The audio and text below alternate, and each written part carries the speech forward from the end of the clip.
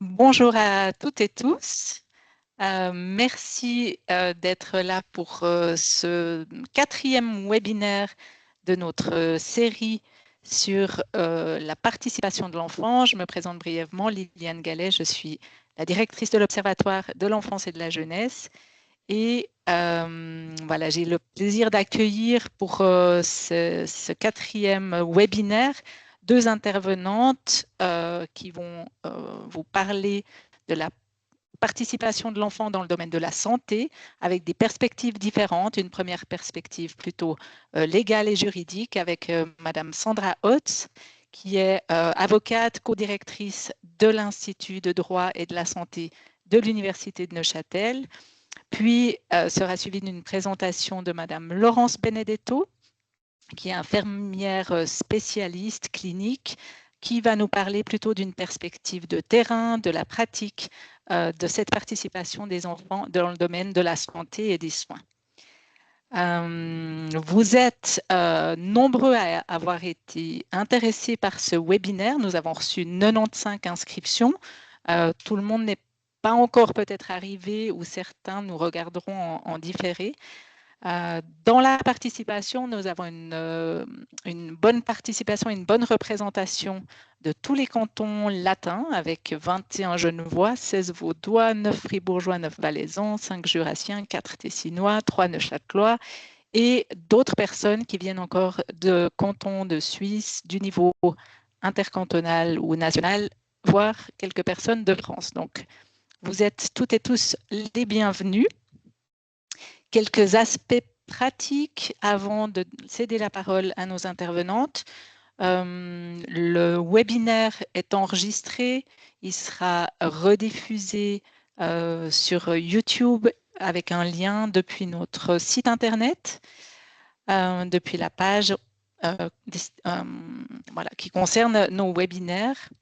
Nous allons passer 1 heure ensemble. Il y aura 2 fois 15 minutes de présentation avec 15 à 20 minutes aussi de temps de questions. Pour les questions, vous avez les instructions qui sont dans le chat, dans la conversation. On a décidé pour ce webinaire de ne plus utiliser le Q&A, questions-réponses, qui n'était pas fonctionnel pour pas mal de participants. Donc, vous pouvez écrire vos questions directement dans le chat. Et si vous n'arrivez pas, pour quelconque raison, à le faire, exceptionnellement, vous pouvez signaler votre intérêt à poser une question en levant la main et on vous donnera la parole en vous libérant le micro et la caméra pour cette occasion. Voilà, je crois que les informations principales ont été dites et je cède sans attendre la parole à Madame Sandra Hotz pour sa présentation que je vais partager en même temps. Peut-être Madame Hotz, si vous voulez dire un mot avant que je partage votre écran, vous pouvez le faire ou pendant que je le fais.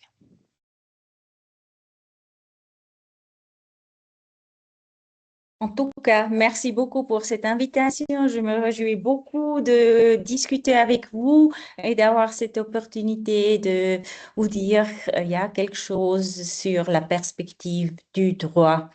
Donc, peut-être pour ajouter, nous avons un grand projet NFS sur la participation de l'enfant dans le domaine médical avec le juge, avec Kerstin von Plessen et avec le Kinderspital et la ZHW. Donc, on est une équipe interdisciplinaire qui a débuté sa recherche il y a un an sur ce domaine médical. Et on va faire de la recherche empirique et on va faire des questionnaires avec tous les professionnels, etc. Donc, dans 3 ans, je peux vous dire encore en plus. Aujourd'hui, je me fonds sur la théorie. Merci beaucoup pour le prochain slide.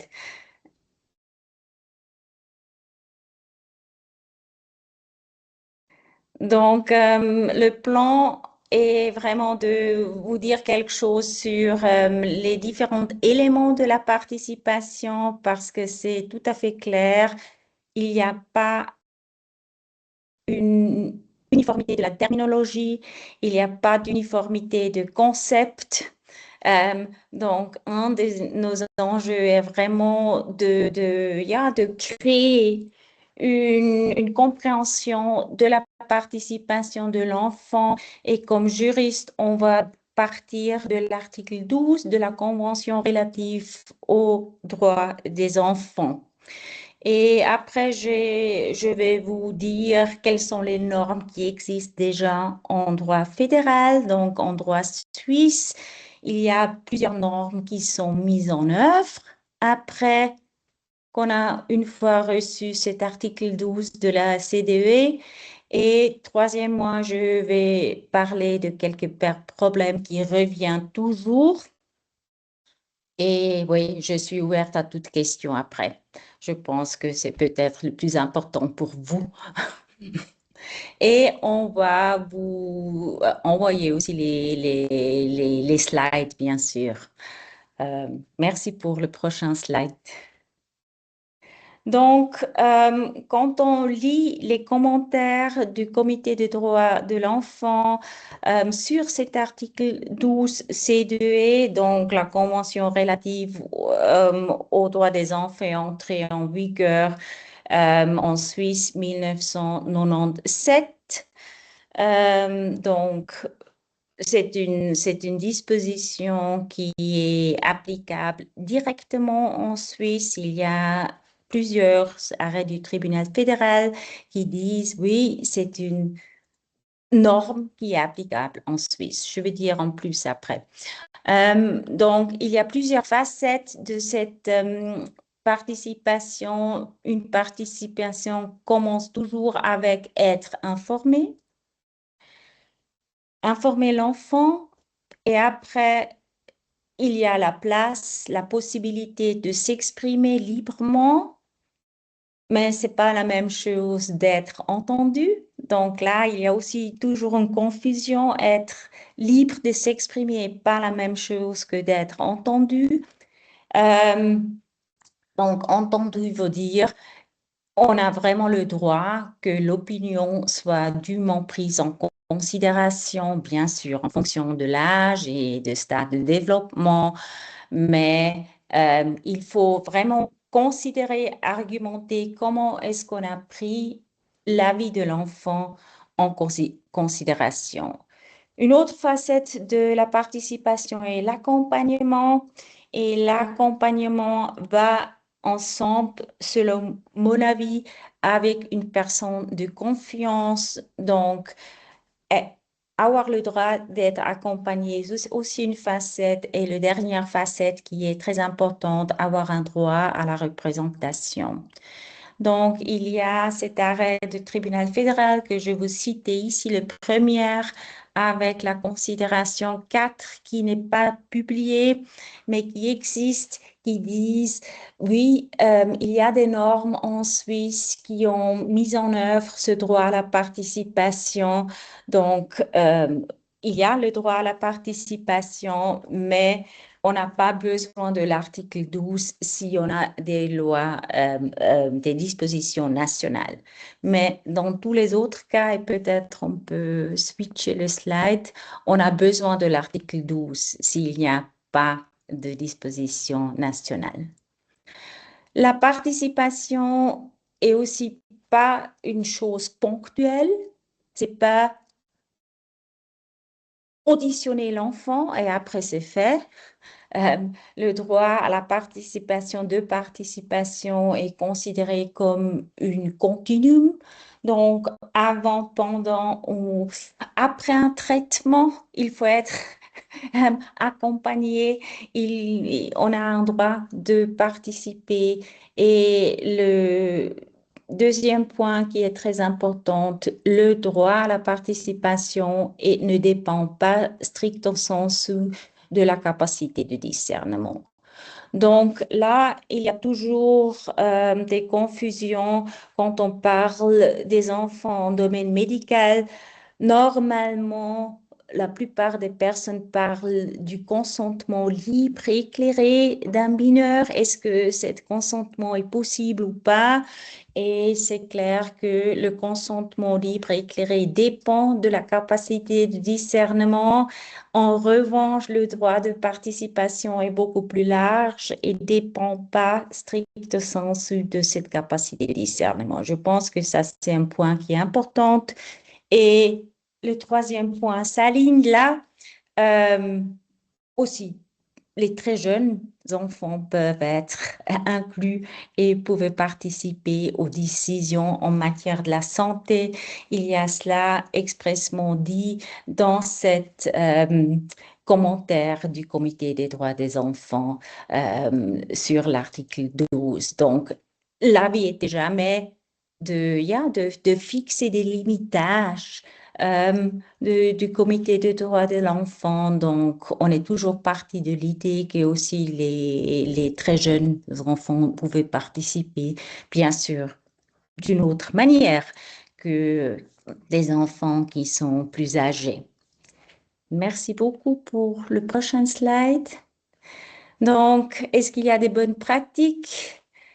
Oui, il y a des bonnes pratiques. Donc, si vous allez regarder le General Comment, ça c'est ce commentaire le plus récent du Comité des droits de l'enfant sur le changement de climat, sur le droit à la santé et de la protection de ces changements de climat. Là, on a vraiment inclus les enfants. Vous avez ici les chiffres. 16 333 enfants étaient impliqués de 121 pays. Ils ont contribué avec leur opinion et je pense que ça c'est devenu aujourd'hui la norme. Je peux plus faire la recherche sans les enfants, sans inclure les enfants. On a dans notre recherche un grand parti qui est fait avec les enfants. Donc, on a un parti avec les enfants, on a un parti avec les parents et on a un parti avec les professionnels. Merci beaucoup. Pour la prochaine slide. Le CDE est aussi critiqué, donc un des thématiques qui revient toujours, oui, c'est une convention qui date de 89, entrée en vigueur plus tard en Suisse. Est-ce qu'elle est encore accurate? Est-ce qu'on peut vraiment se baser sur cette convention? À mon avis, oui, elle est adaptable à notre temps. Et une autre thématique est est-ce que ça fait du sens de se fonder sur les droits des enfants? Est-ce qu'on ne devrait pas avoir une approche abolitique? Parce que si on souligne toujours les droits des enfants, on va toujours faire cette différenciation entre mineurs et majeurs, etc. Donc, ça, c'est aussi une thématique ça m'intéresse en théorie, mais c'est clair, dans la pratique, il faut avoir des dispositions spécifiques parce que les enfants ne sont pas des petits adultes. Donc, là, quelquefois, on est en deux niveaux. En théorie, on avance dans une autre direction et dans la pratique, il faut encore mettre en œuvre les droits des enfants. Merci pour le prochain slide. Donc, c'est un domaine transversal, ça c'est clair. On est quelquefois en droit pénal, on est en droit civil et les dispositions de protection de l'enfant sont en droit civil et il y a aussi des dispositions en droit pénal pour les mineurs. Il n'y a pas de dispositions très concrètes sur le domaine de la santé.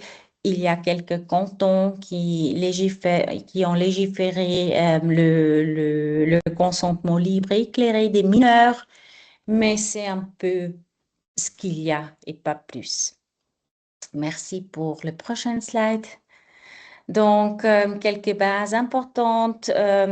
N'oubliez jamais qu'il y a un article 11 de la Constitution fédérale qui dit les enfants ont le droit à une protection spécifique. On a toujours dit c'est une norme qui est trop générale, qu'on ne peut pas appliquer parce qu'elle est si générale, mais on est libre de concrétiser cette disposition constitutionnelle dans le loi cantonale, par exemple. Et il y a de la jurisprudence en contexte de COVID et le port du masque et les vaccinations qui qui montrent un peu une évolution euh, qu'il y a qu'est-ce qu'on peut vraiment faire quelque chose pour les enfants, protéger plus les enfants en se fondant sur cet article 11. Donc là, il y a du potentiel. De l'article 19C du Code civil et les lois cantonales sur le consentement éclairé des mineurs, ça c'est un des choses qui est réglementé, qui est connu. Donc, si l'enfant a la capacité de discernement, l'enfant décide sur ce traitement parce que ce sont des droits strictement personnels. En général, ce sont les parents qui représentent l'enfant. Les parents avec une autorité parentale conjointe doivent décider ensemble, donc un parent ne peut pas décider seul. Euh, et il y a des mesures de protection de l'enfant, par exemple dans l'article 306.2 et alinéa 2 et 3. S'il y a un conflit d'intérêts entre les parents dans une telle décision de traitement, il faut avoir une curatelle, une représentation de l'enfant. Là, et il y a aussi des dispositions spécifiques sur l'audition et la représentation de l'enfant, en tout cas pour les procédures de protection de l'enfant. Et oui, et dernier point, et ça c'est un point qui m'intéresse beaucoup dans la pratique, ça c'est le fait du placement des enfants dans les institutions de soins, notamment dans les psychiatries. On a un renvoi aux dispositions sur le placement des fins d'assistance pour les adultes et à mon avis, c'est un peu problématique. Pour finir là, la représentation de l'enfant est là pour vraiment mettre au centre l'enfant et donner de lumière sur les intérêts, la volonté de l'enfant. Je suis aussi représentante avocat pour les enfants, donc mon job est de vraiment informer les personnes qui sont impliquées dans une procédure qui concerne la santé d'un enfant, de transférer la volonté de l'enfant. Volonté, le prochain slide. Donc, ça, c'est cet arrêt que vous connaissez peut-être, de principe sur cette question de la capacité de discernement des mineurs qui peuvent décider sur le propre traitement. C'était un cas d'un enfant de 13 ans qui était chez l'ostéopathe, etc. Et elle avait des douleurs. Elle disait non, non, non, je ne veux pas être traitée. Et la mère en revanche, a donné son consentement pour la fille. Et à la fin, c'était clair que c'était pas possible dans ce cas. Et le professionnel de la santé aurait dû entendre l'enfant et pas écouter la mère. Oui, volontiers. Les prochains slides. Oui, encore, c'est vraiment, ça c'est pour l'information. Et maintenant pour les problèmes typiques, j'ai aussi pas plus de temps. Donc, euh, selon mon expérience, le problème central est il n'y a pas assez de connaissances sur le droit de participation et surtout ses facettes. Normalement, c'est réduit à la question du consentement. Il n'y a aucune formation spécifique pour les professionnels en domaine juridique. Ni les professionnels connaissent le cadre juridique, ni les parents connaissent le cadre juridique et les enfants, bien sûr, non plus. Donc, d'abord, il faut informer les enfants, les parents, les professionnels de la santé, du cadre légal. Et la participation n'est pas clairement établie, en tout cas en domaine médical, non plus en domaine scolaire, non plus en domaine d'asile. Il y a les règles spécifiques en procédure de divorce, en protection de l'enfant. Donc là, les autorités, en tout cas, font déjà des auditions et font déjà des représentations de l'enfant, mais la disparité cantonale est extrême. Dans le canton de Genève, il n'existe presque pas de représentation de l'enfant. En revanche, en canton de Zurich, il y a de plus en plus la représentation de l'enfant dans ces procédures. Une raison est pour cette différence. En canton de Zurich, on a fait une directive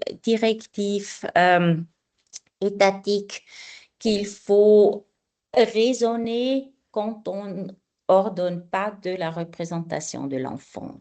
Donc, il y a une différence au niveau du cadre légal. Souvent, il y a les questions sur l'âge et la capacité de discernement. Le droit suisse est clair, le droit civil, il n'y a pas de limite d'âge fixe. Je comprends tous les professionnels. Dans la pratique, ils veulent avoir des limites d'âge parce que ça pourrait faciliter les choses un peu, mais ça n'existe pas. Il faut toujours évoluer chaque cas par cas. Chaque enfant est différent. Et si j'ai un enfant qui est malade et qui devient expert de sa maladie, cette capacité de discernement peut changer, peut évoluer pendant la procédure aussi. Euh, Pratiquement, la représentation de l'enfant est ordonnée souvent trop tardif et cet concept que la participation est un continuum et pas un simple moment et aussi pas vraiment mis, il y a compris. Donc, souvent, il y a une décision du mesure de protection de l'enfant et après, il n'y a plus de mandant pour représentant l'enfant. En revanche, les problèmes commencent souvent dès qu'il y a un placement de l'enfant. Et dès ce moment, l'enfant reste seul. Donc, je suis ouverte à toutes vos questions. Merci beaucoup pour votre attention et je passe la parole à ma collègue.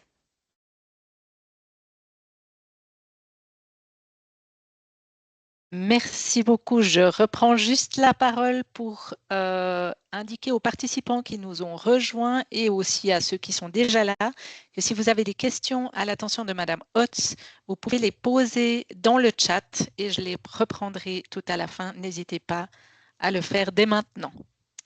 Merci et sans plus tarder, je passe la parole à Madame Laurence Benedetto en la remerciant aussi de partager ensuite son écran et sa présentation. Là, c'est tout bon, vous voyez? Oui, parfait. Alors, volontiers, si vous pouvez mettre en diaporama, comme ça on verra peut-être les slides de manière plus grande. Tout à Là, gauche, à partir du début. Comme Tout à ça? gauche, c'est marqué à partir du début. Non, alors En haut à gauche de votre écran. Parce que là, il est en diaporama. Alors, attendez. J'arrête le partage. OK, je le remets.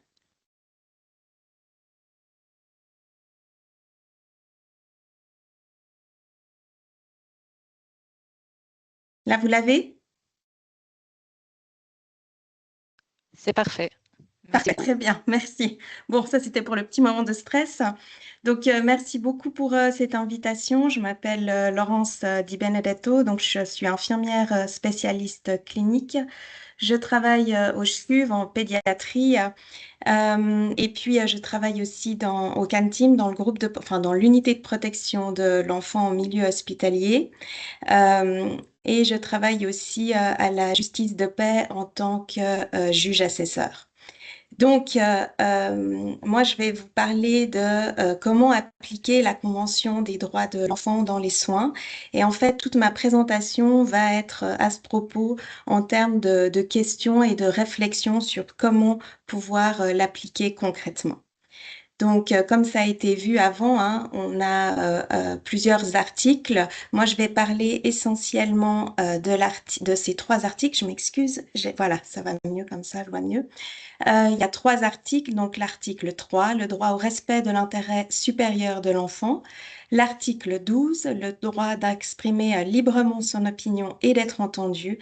Et enfin, l'article 24, le droit de jouir du meilleur état de santé possible.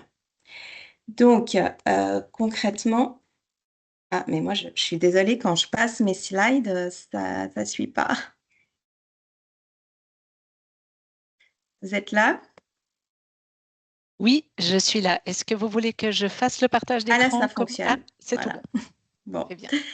OK. Donc, par rapport à l'intérêt supérieur de l'enfant, donc comment l'appliquer dans les soins, dans les hôpitaux.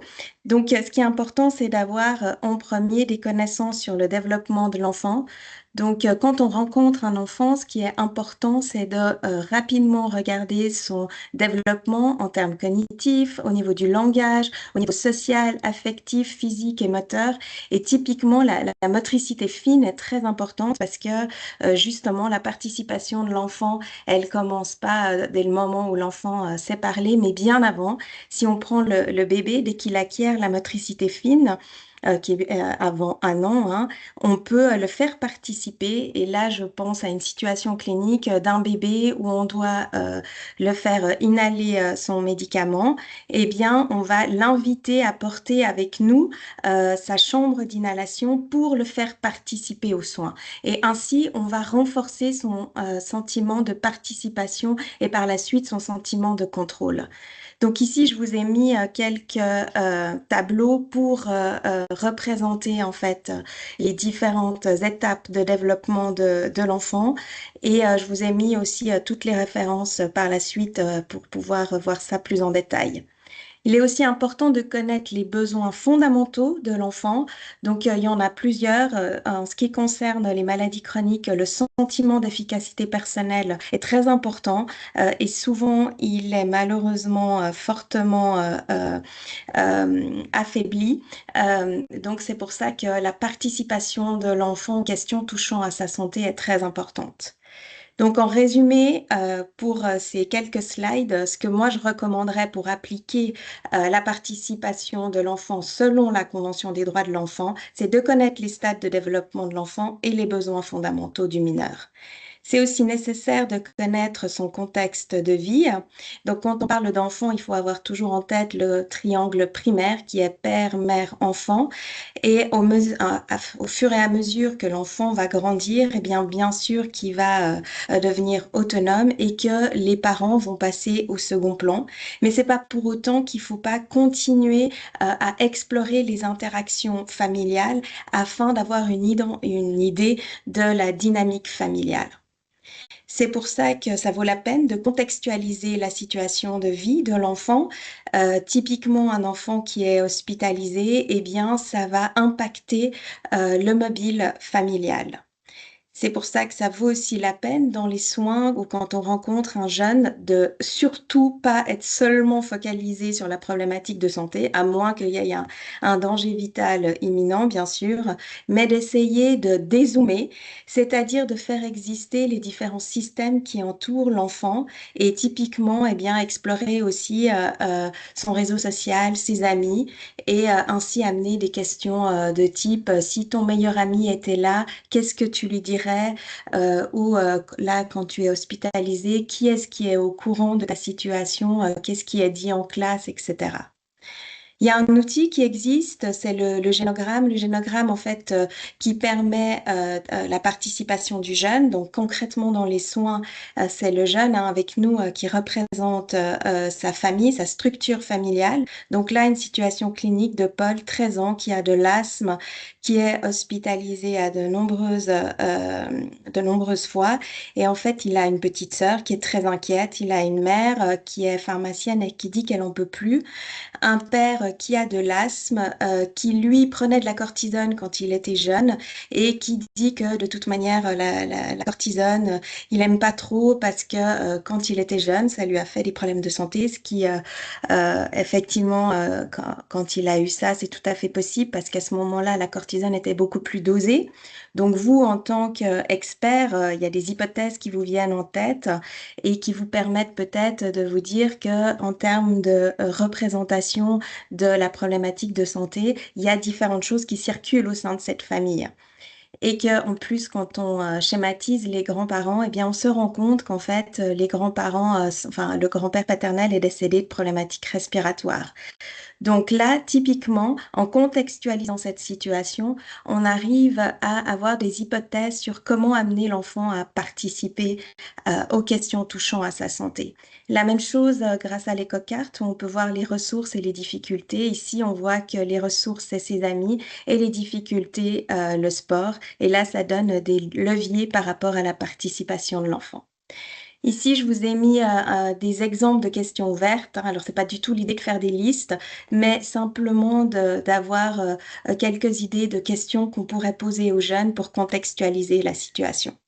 Donc, en résumé, les recommandations, ce serait d'utiliser des modèles conceptuels centrés sur la famille et sur le contexte du jeune afin de contextualiser l'intérêt supérieur de l'enfant et identifier les leviers de participation du jeune. L'article 12, donc le deuxième article dont je vous avais parlé en début de présentation, le droit d'exprimer librement son opinion et d'être entendu. Eh bien, il existe plusieurs manières de communiquer. Un bébé communique, un jeune qui ne dit rien nous communique quelque chose, un jeune qui ne vient pas en consultation nous communique aussi quelque chose. Parfois, il faut des interprètes communautaires et parfois, on a des référentiels différents. Donc ici, quelqu'un voit un 6, ici, quelqu'un d'autre voit un 9. Quelle est la bonne réponse? En soi, c'est pas ça qui est important, c'est de faire émerger les différentes réalités, comme la situation de Paul par rapport au traitement, pour pouvoir soutenir le jeune dans sa prise de décision. C'est pour ça qu'il faudrait des formations en communication en pré- et post-grade. Par rapport à la capacité de discernement dont on a parlé avant, donc si tout à coup il y a un besoin d'évaluer absolument cette capacité de discernement, je vous ai remis ici les recommandations de l'OMS pour pouvoir l'évaluer. C'est très intéressant parce que en fait, ça montre la complexité de la situation. Par rapport à la recherche, bien sûr, d'expliquer les procédures de recherche aux jeunes afin d'obtenir ou pas son éventuelle son éventuelle participation. Et puis, comme ça a été dit avant, d'intégrer les jeunes, donc de créer des comités de jeunes pour les intégrer dans les réflexions et de créer des groupes de patients experts. Et là, je vous ai mis une photo du comité Jeunes et Santé du CHUV. Il faut aussi des services qui soient adaptés au développement du jeune. Donc là, typiquement pour les adolescents, avec des personnes qui sont formées en approche adolescente. Et une autre chose qui est importante, c'est le besoin de sécurité. Donc, le mot librement signifie que l'enfant peut exprimer ses opinions sans pression et peut choisir ou non d'exercer son droit d'être entendu. Donc, si on reprend la situation clinique, on a Paul, 15 ans, donc c'est 2 ans plus tard, qui revient en consultation, qui a toujours un asthme mal contrôlé, qui nous dit qu'il ne prend pas son traitement, mais il ne sait pas l'expliquer pourquoi. Et là, on le voit seul, enfin je l'ai vu seul. Et puis après, j'ai vu le père qui me dit qu'en fait, il n'aime pas du tout le nouveau médicament qui a été donné à son fils, parce que selon lui, ça créerait une agitation chez son fils et du coup, il aimerait changer de médicament. Et puis afin de calmer un tout petit peu la situation, on dézoome et là, en fait, on apprend que les parents sont séparés, que monsieur s'est remis en couple avec une dame qui est fumeuse, qui a de l'asthme et qui dit ne pas prendre son traitement. Et là, en fait, il y a d'autres hypothèses qui nous viennent en tête. C'est que Paul, en fait, il a maintenant 2 maisons, donc il doit penser à 2 endroits pour prendre son traitement et que du coup, ça lui demande de développer encore plus des compétences d'adaptation. Et il y a aussi une autre hypothèse qui vient, que j'avais aussi partagée avec lui, c'est le fait que s'il prend ce nouveau traitement, eh bien, en fait, il risque de décevoir son père. Et si il prend l'ancien traitement, eh bien, il risque de se sentir en conflit de loyauté vis-à-vis de sa mère. Donc, c'est pour ça que de faire émerger ces réalités, ça peut lui permettre de prendre sa décision à lui. Il y a aussi toujours la nécessité d'évaluer la sécurité en termes de risque de représailles. Donc là, une autre situation clinique avec un jeune qui, en fait, arrive en crise d'asthme et qui me dit qu'il prenait plus ses médicaments parce qu'en fait, il n'en avait plus. Et quand j'ai contextualisé la situation, ce qui ressortait, c'est qu'il y avait de la violence physique sur lui et ses sœurs et qu'il y avait aussi de la violence conjugale. Donc là, sans entrer dans les détails, mais juste rappeler qu'il y a un cadre légal et que c'est important de connaître les lois en vigueur. Donc là, bien sûr, en résumé, s'assurer la sécurité du jeune, travailler en interdisciplinarité et rester vigilant quant aux questions de secret, parce que dès qu'on s'entretient avec un jeune, la question du secret peut venir. Tu le dis ne le dites à personne, s'il vous plaît. Et bien sûr, de dire qu'on est tenu par le secret médical, mais si sa vie était en danger, on en est libéré.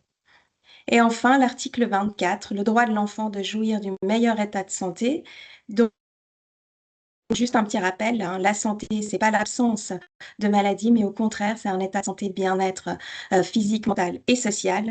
Et c'est pour ça que de poser la question, quel est ton état de santé selon toi, est très important. J'aime beaucoup cette phrase d'un jeune qui m'avait dit, je suis pas malade, c'est mes poumons qui le sont. Et toujours en termes de santé, hein, donc on a un soutien quelque part par rapport à Santé 2030, parce que Santé 2030 soutient les concepts de soutien à l'autogestion, qui sont la participation du jeune. Alors là, il s'agit essentiellement des adultes, mais on peut tout à fait transférer aux jeunes, avec justement la mise en avant d'augmenter les compétences d'autogestion pour augmenter le sentiment d'auto-efficacité. Et en fait, ces concepts rejoignent les concepts d'éducation thérapeutique. Et l'éducation thérapeutique, c'est vraiment mettre au centre l'enfant, ses besoins et partir de là où il en est. C'est pour ça que je vous ai remis le guide d'évaluation de l'éducation thérapeutique du patient de l'OMS. C'est pour ça que ça vaut la peine d'avoir des outils, de faire des cartes conceptuelles avec les jeunes, d'avoir des outils pédagogiques et d'avoir des placebos pour les auto-soins. C'est pour ça que ça vaut aussi la peine d'avoir des séances en individuel avec les jeunes et aussi en groupe. Et enfin, il y a d'autres spécialistes, hein, tous les psychologues, les child life spécialistes ou l'hôpital des nounours, qui est un excellent moyen de s'apprivoiser l'hôpital. Il me semble aussi nécessaire de préparer le mineur et d'accompagner le jeune majeur dans son continuum par rapport à la santé. Et c'est pour ça que les programmes de transition devraient être inclus dans les hôpitaux pour préparer le jeune au service adulte. Donc, en termes de recommandations, d'avoir des programmes DTP dans les hôpitaux et des programmes de transition pédiatrie adulte. Un petit clin d'œil pour le mois de juin, il existe une campagne internationale What Matters to You? Qu'est-ce qui est important pour vous, pour toi? Cette question, elle est géniale à poser aux jeunes parce que ça permet de faire ressortir en fait leurs besoins à eux. Ici, d'autres exemples pour explorer la participation du jeune aux questions concernant sa santé. Et il y en a une, je pense, qui serait vraiment importante de poser à chaque fois, chaque opportunité. Si tu avais une seule question à laquelle tu aimerais que l'on réponde, ce serait laquelle? Donc, en soi, on a pu voir qu'en fait, derrière cette participation de l'enfant aux questions touchant à sa santé, il y a souvent des situations cliniques très complexes.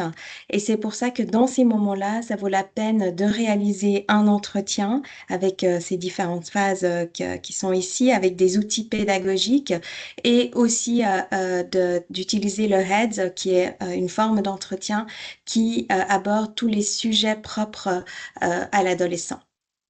Et pour terminer, je dirais vraiment de valoriser les compétences du mineur, d'identifier ses besoins, d'intégrer la CDE dans les services de pédiatrie, dans les algorithmes, d'intégrer les recommandations qu'on vient de voir auprès des professionnels s'occupant de mineurs. Ça vaut aussi pour les professionnels scolaires, les éducateurs, etc. Et d'intégrer des formations à la CDE et à son application dans les formations pré- et post-grade et dans l'idéal de créer un bureau de représentation de la CDA au sein des hôpitaux et ou dans la société civile. Voilà, je vous ai mis la bibliographie et merci beaucoup pour votre attention et au plaisir de répondre à vos questions tout de suite. Merci beaucoup pour cette présentation extrêmement riche. Je pense que ça vaudra la peine de revoir la présentation PowerPoint parce qu'il y a beaucoup d'éléments sur lesquels vous n'avez pas forcément pu vous arrêter vu le temps imparti. Il nous reste cependant une petite vingtaine de minutes, disons 15 minutes, ce qui était prévu. Donc, je vous remercie d'avoir tenu le temps pour la partie questions. Et voilà, je vous avais proposé de noter les questions dans le chat. Je n'en vois pas pour l'instant. Donc, je propose, moi j'en ai quelques-unes qui me sont venues pendant vos présentations, de commencer à les poser et j'invite les participants pendant ce temps, à noter leurs questions dans le chat et je les prendrai au fur et à mesure. Ou si vous n'arrivez pas à le faire dans le chat, à lever la main et je vous donnerai la parole. On ouvrira vos micros et vos caméras.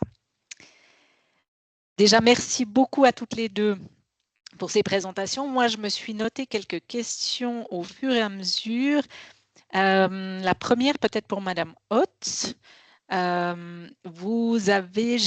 vu passer dans votre présentation la notion d'interprétation post-paternaliste de la Convention internationale des droits de l'enfant.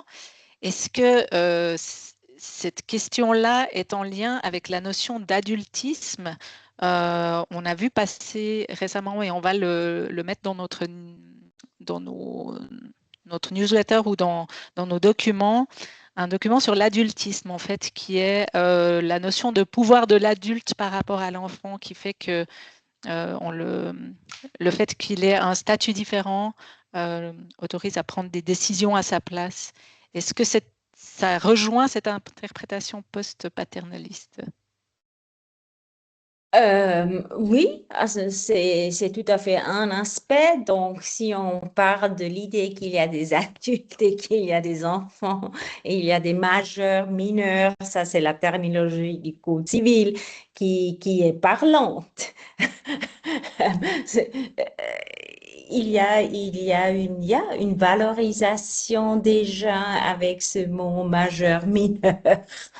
Donc, on peut demander vraiment si c'est une bonne idée, mais c'est la même discussion quand on parle des questions de genre. Est-ce qu'il faut, dégenrer? Est-ce qu'il faut abolir les femmes et les hommes dans notre législation? Et il y a toujours, pour tous les deux solutions, il y a des arguments pro et contre. Donc, moi, je disais, il faut protéger en plus les enfants.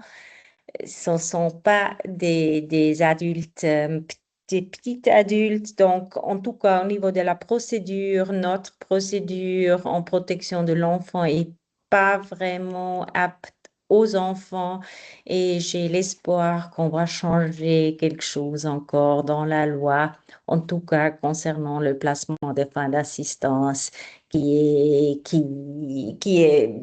quand on a révisé 2013, le Code civil, il y avait des propositions pour avoir un chapitre pour la procédure des enfants spécifique. Mais dans le processus politique, on a perdu ce chapitre.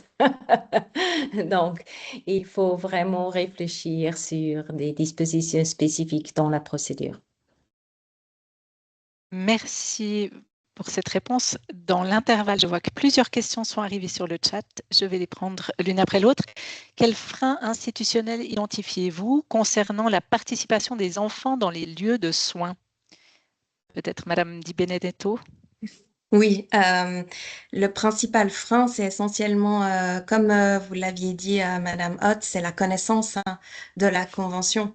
Et c'est pour ça que je pense que vraiment, il faut commencer la formation très tôt, en pré-grade, que ce soit au niveau médical, infirmier, éducateur, enfin pour ceux qui travaillent en hospitalier, pour qu'on en ait connaissance et qu'on se rende compte qu'on est tenu par cette Convention. Et c'est pour ça qu'après aussi, comment l'appliquer. C'est pour ça que dans les recommandations que je mettais, c'était non seulement de la connaître, mais de savoir les moyens de l'appliquer. Et il y en a. Il y a une question peut-être qui rejoint aussi celle-ci dans l'application de la Convention. Que signifie intégrer la Convention des droits de l'enfant dans les algorithmes? Est-ce que Oui, c'est vous qui aviez… je pensais aux algorithmes médicaux ou infirmiers, donc en soit dans les prises en charge. Mais j'ai mis exprès algorithme parce que je pense vraiment qu'il faut que ce soit écrit. Alors, soit c'est de faire un algorithme sur la participation. Après, l'idée, c'est pas que ce soit un moment T, hein, vraiment la participation, elle est constante, mais en tout cas que ce soit intégré dans notre manière de penser pour s'assurer qu'on on fait participer l'enfant. Parce qu'effectivement, souvent, c'est le parent euh, qui, euh, qui prend aussi parfois beaucoup de place dans la consultation. Merci. Si je comprends bien, ce n'est pas un algorithme qui se situe dans les réseaux sociaux, mais c'est vraiment une Ah non, non. procédure. Voilà, j'imagine Oui, que c'était par rapport à cette oui, question-là. tout à fait. C'est une procédure médicale et l'intégrer dans les Oui. procédures. Merci. Il y a une question pour Madame Hotz. Avez-vous eu à arbitrer des situations où les enfants ne sont pas d'accord avec leurs parents en termes de prise en charge d'un traitement, par exemple? J'imagine avec votre casquette d'avocate de l'enfant. Est-ce que vous avez eu ce genre de situation? Oui, alors ça c'est mon job central. Ce sont toujours des cas que soit l'enfant n'est pas d'accord avec les parents ou encore plus souvent les parents sont pas d'accord sur le traitement de l'enfant et l'enfant est au milieu d'un conflit d'intérêts. C'est compliqué. Ça revient à Et, la… et, et ça peut être, ce sont des cas qui sont assez légers, par exemple sur le traitement médical d'un TADA, jusqu'à une maladie assez mortelle. Et c'est une question de fin de la vie. Donc, ce sont des cas très différents. Et je suis aussi, je fais de l'accompagnement des enfants en pédopsychiatrie. Merci. Peut-être par rapport à ce que vous venez de dire, il y a une question qui est peut-être plus précise encore. Que faire quand les parents remettent en cause la Convention des droits de l'enfant? Qu'est-ce qui prime? Les parents, l'intérêt supérieur de l'enfant? Qui tranche par rapport à l'accès à des programmes de sensibilisation, par exemple de santé sexuelle? J'imagine que des parents ne souhaitent pas que leurs enfants participent à ces programmes, peut-être à l'école. Comment est-ce que, voilà, qui tranche et qu'est-ce qui prime?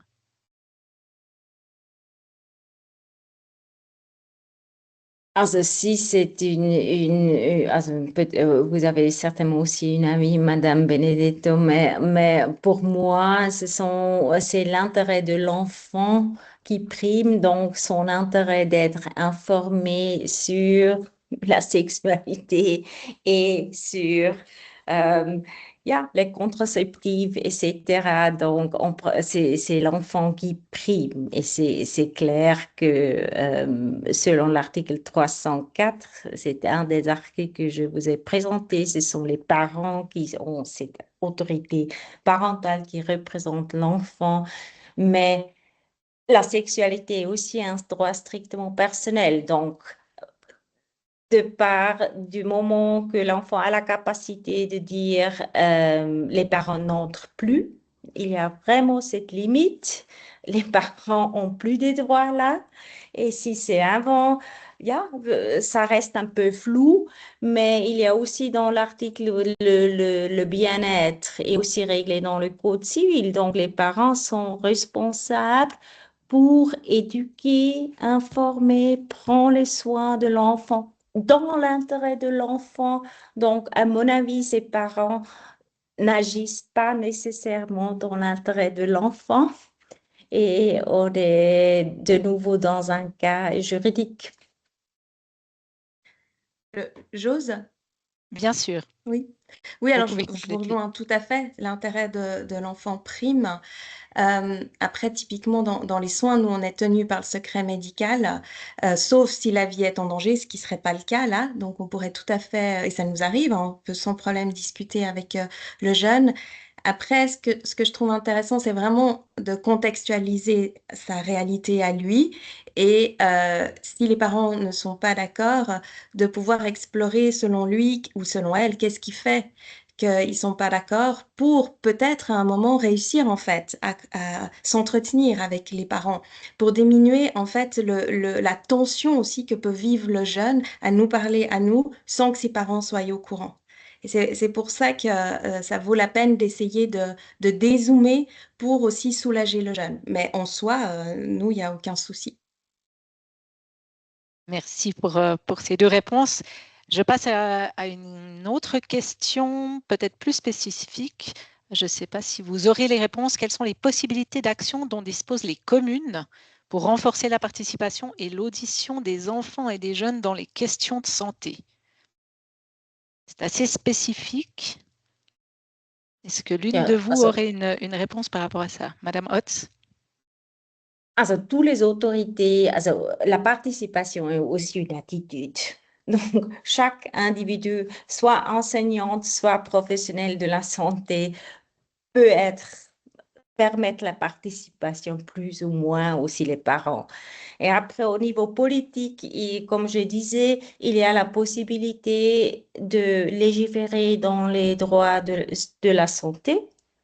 On est libre comme canton d'aller plus loin avec la participation des enfants dans les domaines de la santé aussi, dans les domaines scolaires.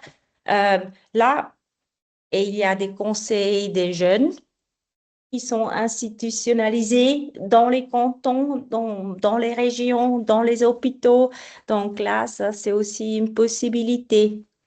Mais il y a d'autres, mais je pense que la participation doit être perçue toujours au niveau individuel, au niveau institutionnel, donc dans l'hôpital, dans la clinique et dans le niveau politique. Donc, il y a toujours ces différents levels de participation et au niveau de la politique.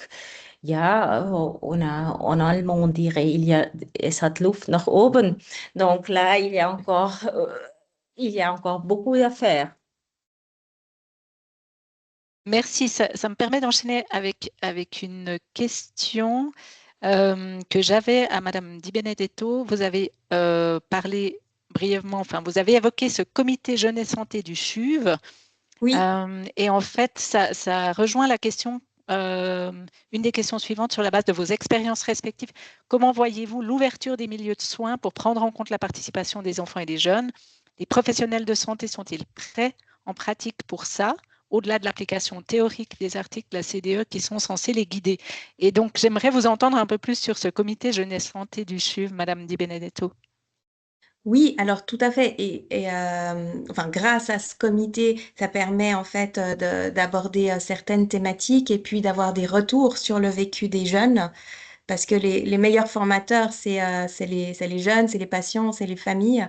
Donc, c'est par eux qu'on peut apprendre beaucoup de choses. Et puis, typiquement, pour la création du nouvel hôpital, les jeunes, il y avait eu des séances avec des jeunes pour créer l'hôpital au tout début. Parce que ça fait partie de la recommandation de la CDE, même pour ouvrir un service, enfin, qu'il soit interrogé et qu'il soit intégré. Donc, ce comité fonctionne en permanence. Oui, oui, oui. D'accord, Il est très animé bien. par un médecin de la DISA et puis par une éducatrice. Et c'est un modèle qui se base, qui vient d'Amérique. Très bien, merci beaucoup. Il y a encore 2 éléments dans le chat. Le premier, c'est une information concernant les formations sur les droits de l'enfant. C'est ce qui s'appelle Children's MOOC. C'est une formation gratuite qu'on peut suivre voilà, de manière individuelle. Le lien est dans le chat. Je remercie la personne qui l'a indiqué. Donc, c'est aussi pour la participation dans le domaine de la santé. Peut-être que vous y participez aussi, Madame Di Benedetto. Oui, Je oui. vois que vous acquiescez. Donc, Donc, c'est merci accessible de à tout le l'avoir monde. mis. Et il y a une question que je ne vais pas traiter maintenant, c'est parce qu'on ouvre un autre chapitre et c'est peut-être quelque chose qu'on reprendra lors d'un autre webinaire, parce que je pense que ça demande une discussion plus approfondie, c'est quid de la Convention des droits de l'enfant dans le débat actuel de l'interdiction des réseaux sociaux pour les jeunes. Mais voilà, c'est un autre chapitre et nous n'avons pas le temps de le traiter maintenant, mais c'est quelque chose qui nous intéresse de traiter ultérieurement. Voilà, et s'il n'y a pas d'autres questions, je crois qu'on a fait le tour.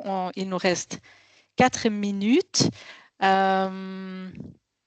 Voilà, pour vous dire avant que ça se termine, que nous allons mettre dans le chat, voilà, c'est déjà fait en fait, un lien avec un questionnaire de satisfaction. Je vous invite à cliquer dessus avant qu'on termine le webinaire, comme ça vous avez le lien qui est ouvert sur votre ordinateur. Je vous promets que ça ne dure pas plus que 2-3 minutes, mais ça nous est utile pour améliorer en continu. J'aimerais remercier les 2 intervenantes pour vraiment vos présentations très intéressantes. Les présentations, donc les PowerPoints, seront sur notre site internet dès la semaine prochaine avec la retransmission aussi du webinaire avec le lien en tout cas pour le visionner sur YouTube. Et avant de terminer, je fais un petit coup de pub pour le dernier webinaire de la série. Donc, on en a fait 5, qui sera sur la participation des jeunes enfants, un élément qui a été abordé notamment dans la présentation aussi de Madame Hotz, mais aussi de Madame Di Benedetto, de dire que cette participation, elle n'est pas forcément liée à l'âge ni entièrement à la capacité de discernement. Et nous aurons le plaisir de recevoir Marie-Pierre Joly de l'Institut universitaire des jeunes en difficulté du Québec, qui était déjà là pour le premier webinaire sur le modèle de Lundi et qui présentera ce qu'ils appellent une trousse clinique, donc vraiment des outils très concrets pour faciliter la participation des jeunes enfants. Donc voilà, ça se passera le 11 juin, également de 16h à 17h, et ce sera le dernier webinaire de la saison 2025-2026. Et nous préparons maintenant nous allons préparer la prochaine saison à partir de l'automne ou de l'hiver 2026. Voilà, merci à toutes et tous pour votre participation. Et je vous souhaite une bonne soirée et à la prochaine fois. Au revoir. Au revoir. Au revoir, merci.